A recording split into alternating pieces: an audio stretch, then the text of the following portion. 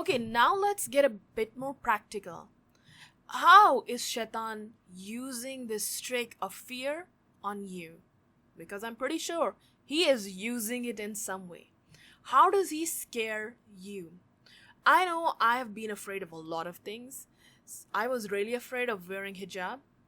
I thought I will end up being the weird one out. But then one day, I decided enough is enough.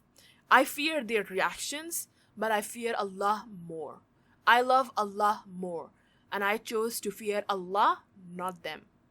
If I lose my friends, then Allah will give me better ones. I chose Allah subhanahu wa ta'ala.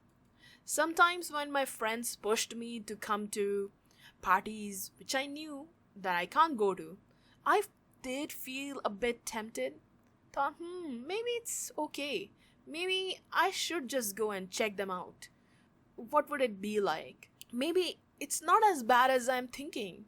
Sometimes I was even afraid. If I said no, my friends will get angry at me. But then I asked myself, if my friend is angry with me, that would be bad. But what if Allah got angry at me? How would I feel then? What will I do then? Who do you choose? Do you choose your friends? I hope not. Choose Allah subhanahu wa ta'ala.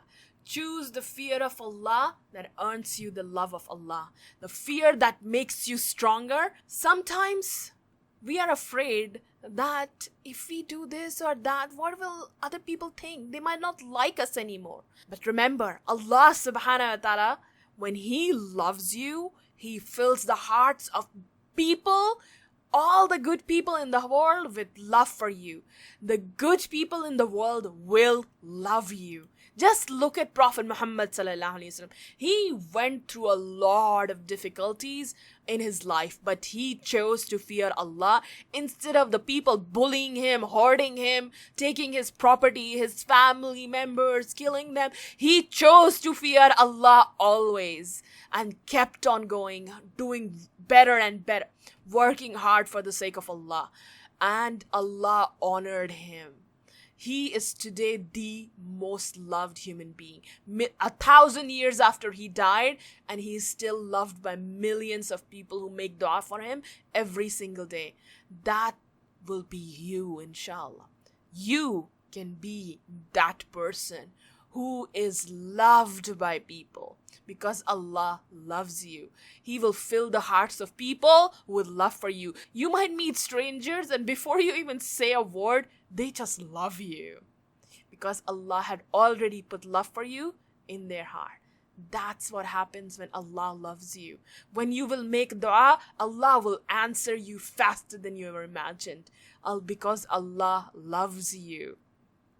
But when somebody puts their friends or people above Allah, then Allah will take the love for them away from the hearts of the people.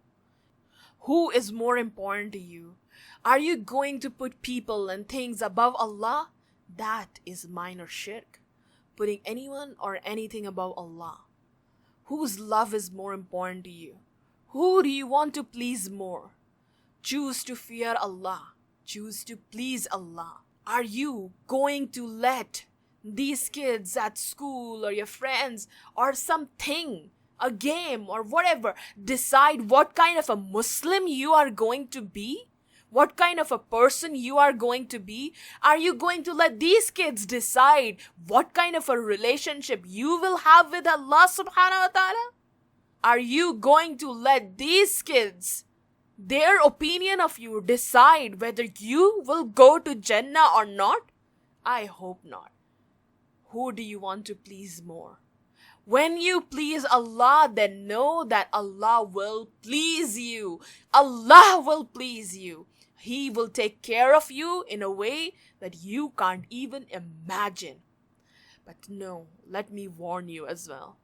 If we ever put anything above Allah and choose something above Allah, a friend, something, that thing, you will lose that thing. you will lose that thing. That thing will deeply hurt you. Choose Allah subhanahu wa ta'ala.